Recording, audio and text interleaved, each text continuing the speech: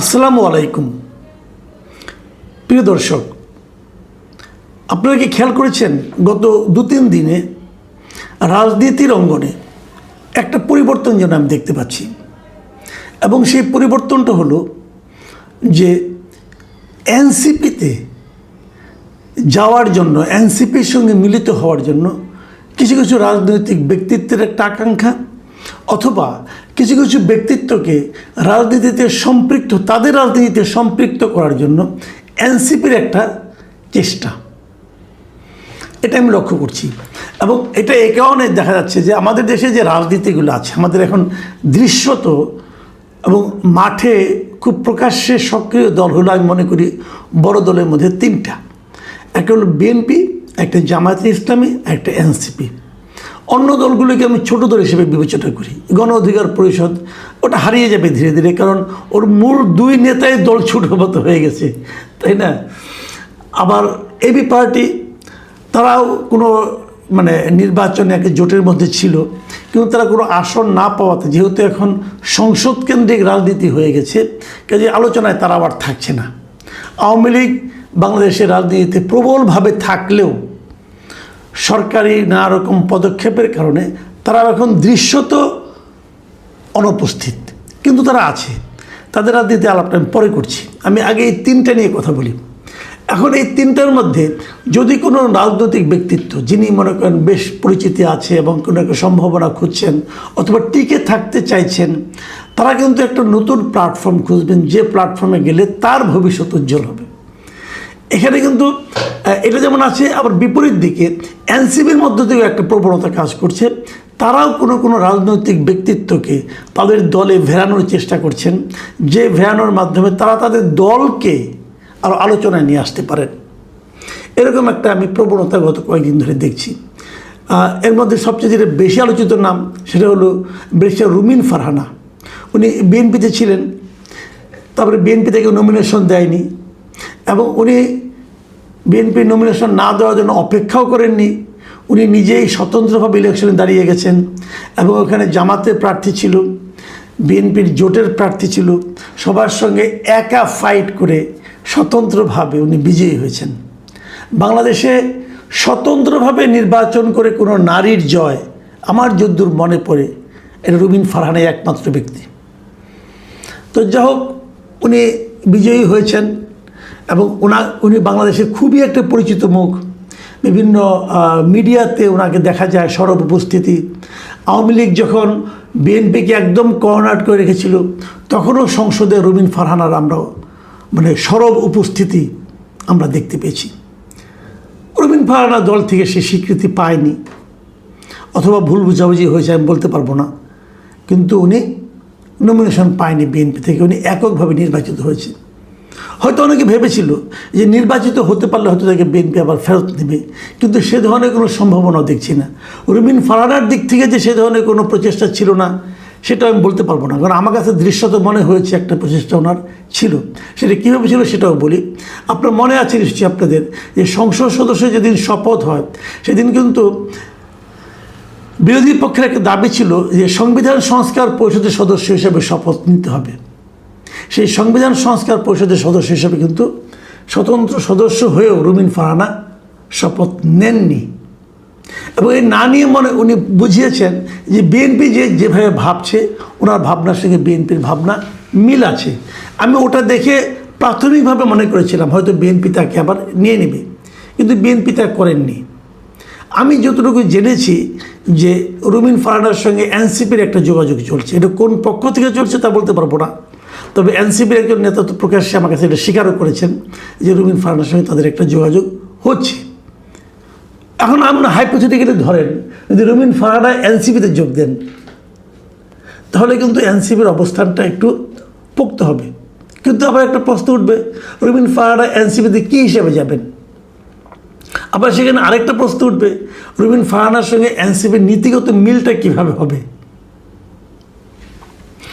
এই সমস্ত প্রশ্ন নিয়ে আলোচনা চলতে থাকবে, এবং এই আলোচনায় তেমন একটা জোরালো হওয়ার আগেই আমরা আরেকটা দেখতে পেলাম, সেটা হলো চট্টগ্রামের সাবেক মেয়র মঞ্জুর আলম, তার সঙ্গে দেখা করতে গিয়েছিলেন হাসনাত আবদুল্লাহ, এনসিপির বড় নেতা।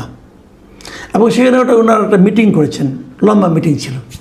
সেই মিটিংয়ের পর হাসনাত আবদুল্লাহকে সেখানে হেনস্থা হতে হয়েছিল অন্ততপক্ষে যুবদল, ছাত্রদলের কিছু ছেলেদের কাছে। তারা জিজ্ঞাসা করেছিল, আপনারা ফ্যাসিবাদের দোসরের কাছে কেন এসেছেন? কিন্তু তাদের এই যে বিক্ষোভ করা, প্রশ্ন করা, হইচই করা, এটা আসলে আমি মনে করি ভিত্তিহীন এই কারণে মঞ্জুর আলম তো বেসিক্যালি ফ্যাসিবাদের দোসর ছিল অনেক, 2009 সালের পর থেকে সে আওয়ামী লীগের সক্রিয় কোনো অবস্থানে ছিল না। বিএনপির হয়ে মেয়র হয়েছিল, গত নির্বাচনও সে বিএনপির পক্ষেই ছিল। বিএনপির পক্ষে সে নির্বাচনী প্রচারণা চালিয়েছে বিভিন্ন প্রার্থীর পক্ষে। তারেক রহমান সেখানে যাওয়ার পর ওনাকে ফুলের সম্বর্ধনা দিয়েছে, বেগম জিয়াউর রহমানের রোগ মুক্তি কামনা করে মিলাদ করেছেন উনি। কাজে ওনাকে সরাসরি ফ্যাসিবাদের দোষর বলা যাবে কি না, এটা আমার সন্দেহ আছে। কিন্তু প্রশ্ন হলো, উনি বিএনপির লোক হন আর যাই হন, ওনার কাছে হাসনাত আবদুল্লাহ গেলেন কেন? কেউ কেউ এমনও বলছেন যে হাসনাত আবদুল্লাহ গিয়েছিলেন যে চট্টগ্রাম সিটি কর্পোরেশনের যদি নির্বাচন যখন হবে, সেই নির্বাচনে মঞ্জুর আলম সাহেব নিজেই তো একটা ফিগার, কিন্তু উনি ওই এলাকায় চট্টগ্রাম শহরে ওনার বেশ একটা গ্রহণযোগ্যতা আছে এবং সবাই ওনাকে পছন্দও করেন। উনি মেয়র ছিলেন, এর আগে কমিশনার ছিলেন। কাজে উনি একজন খুবই শক্তিশালী প্রার্থী। এরকম একটা প্রার্থী যদি এনসিপি পেয়ে যায়, তাহলে এটা এনসিপির জন্য কিন্তু একটা ইতিবাচক দিক হবে।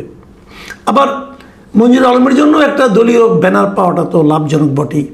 তো এরকম একটা লাভ ক্ষতির হিসাব কিন্তু অনেকে করেছেন, এবং আমি একটা মিডিয়াতে এরকম দেখেওছিলাম যে উনি এনসিপি প্রার্থী হচ্ছেন, বাট ওনার নিজের কোনো বক্তব্য আমি এখনও পাইনি। আমি এটা নিয়ে ওনার কিছু জিজ্ঞাসাও করিনি।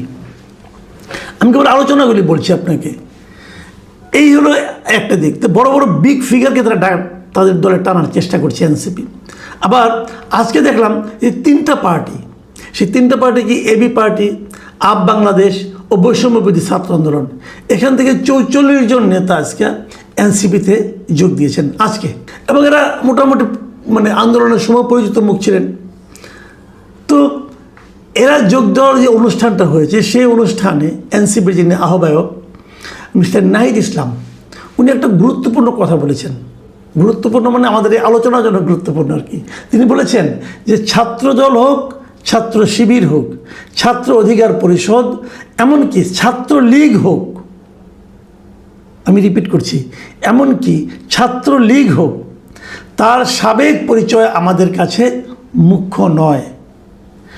তারা যদি কোনো ফ্যাসিবাদের অংশগ্রহণকারী না হয়, গণহত্যায় অংশগ্রহণকারী না হয়, গণহত্যাকে সমর্থন না করে থাকে, চাঁদাবাজ দুর্নীতির অভিযোগে অভিযুক্ত না হয়, সন্ত্রাসী না হয়, তাহলে ওনারা তাদেরকে তাদের দলে নিয়ে নেবেন।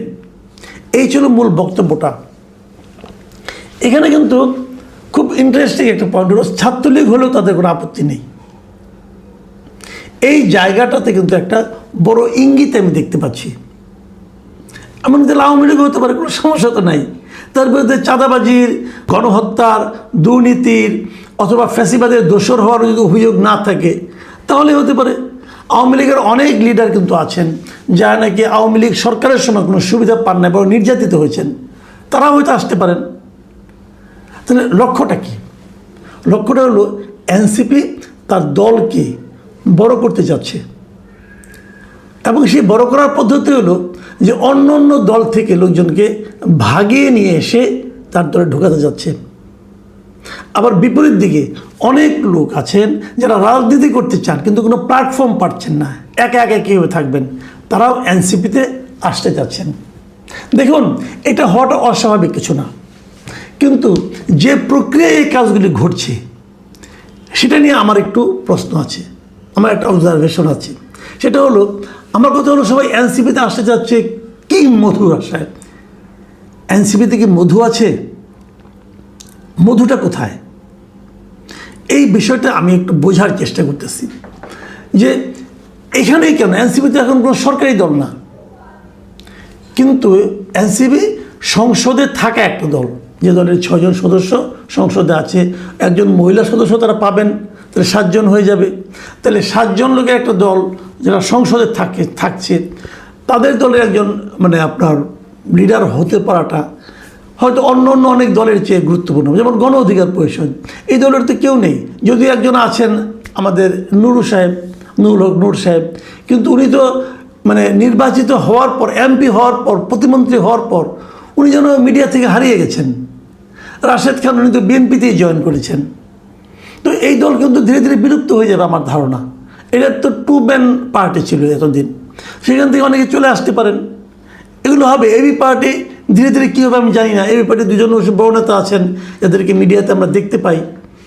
তো তারপরেও আমি মনে করি যে এনসিপি ওইভাবে তুলনা করলে একটু বেটার পজিশনে আছেন।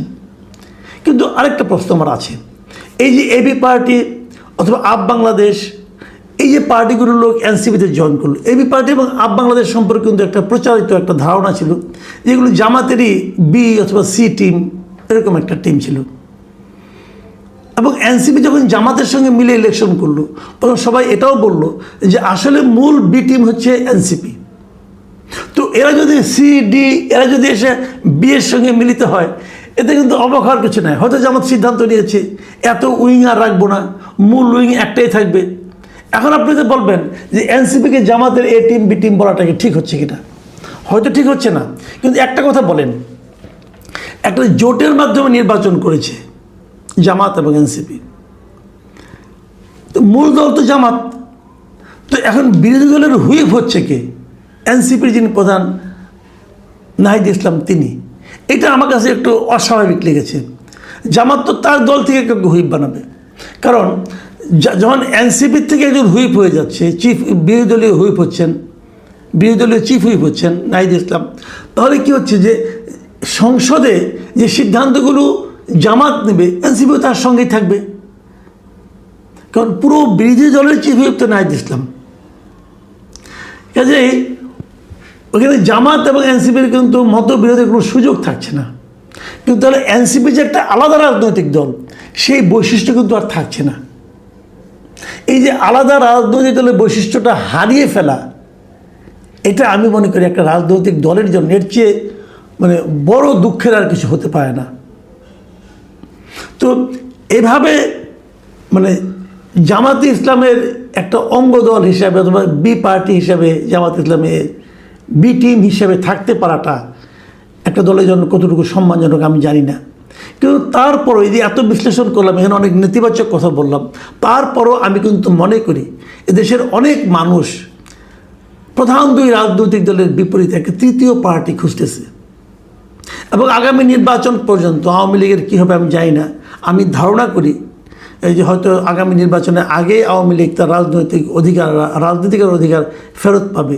যদি তেমনটি হয় তাহলে কিন্তু এ বি টিম আবার সে বিএনপি আর আওয়ামী লীগে হয়ে যাবে, জামাত তখন 3 নম্বর দল হবে।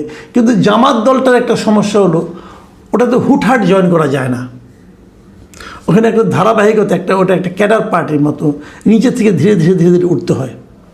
সেটা একটু জটিল, চট করে বড় হওয়াটা একটু জটিল। এবার জামাত যে ভোটটা পেয়েছে সেটা দেখি বিভ্রান্ত হওয়ার কোনো সুযোগ নেই। যদি আওয়ামী লীগ ফিল্ডে চলে আসে তাহলে জামাতের এই ভোট থাকবে বলে আমি মনে করি না। সেক্ষেত্রে আমি মনে করি যে যারা নাকি এরকম নেতৃত্বের দিকে দ্রুত যেতে চান তাদের জন্য এনসিপি একটা ভালো অপশন সম্ভবত।